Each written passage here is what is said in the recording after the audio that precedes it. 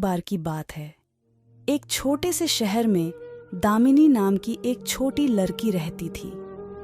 दामिनी हमेशा चुड़ैलों और राक्षसों की कहानियों से रोमांचित रहती थी, जो उसके दादाजी उसे सुनाया करते थे। लेकिन उसने कभी नहीं सोचा था कि एक दिन उसे खुद कुछ ऐसा भयानक अनुभव होगा। एक अंधेरी और तूफानी रात थी और दामिनी घर में अकेली थी। उसके माता पिता एक डिनर पार्टी के लिए बाहर गए थे और देर तक वापस नहीं आए। दामिनी ने टीवी देखकर खुद को विचलित करने की कोशिश की, लेकिन बिजली चली गई, जिससे वह पूरी तरह से अंधेरे में चली गई। अचानक उसने छत से एक जोरदार आवाज आई। वह हमेशा छत से डरती थी और इस आवाज ने उसके दिल की धड़कन बढ़ा दी। दामिनी ने धीरे धीरे चरमराती सीढ़ियों से छत की ओर अपना रास्ता बनाया। जैसे ही उसने दरवाजा खोला, उसने कुछ देखा जिससे उसका खून ठंडा हो गया। कोने में काले कपड़े में एक आकृति खड़ी थी।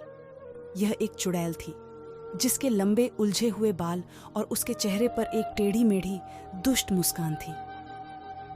दामिनी ने भागने की कोशिश की, लेकिन चुड़ैल बहुत तेज थी। वह अपनी हड्डी वाली उंगलियों से आगे बढ़ी और दामिनी की बांह पकड़कर उसे और करीब खींच लिया। दामिनी डर के मारे जम गई, क्योंकि चुड़ैल ने प्राचीन भाषा में झप करना शुरू कर दिया।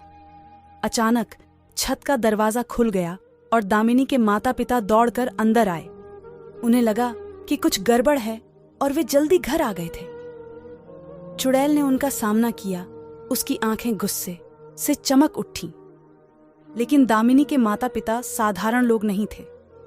वे जादू टोने के विशेषज्ञ थे और वे जानते थे कि इस तरह की स्थिति से कैसे निपटा जाए। उन्होंने अपनी छड़ी निकाली और चुड़ैल पर जादू करना शुरू कर दिया।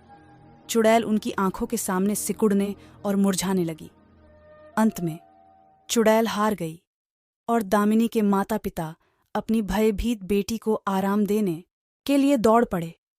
उन्होंने समझाया कि चुड़ैलें और राक्षस असली थे, लेकिन उनमें उन्हें हराने की शक्ति थी। उस दिन से दामिनी ने बहादुर बनना सीखा और अपने डर को कभी भी अपने ऊपर हावी नहीं होने दिया। और जहां तक जादू टोना की बात है, उसने उस नगर में फिर कभी किसी को परेशान नहीं किया।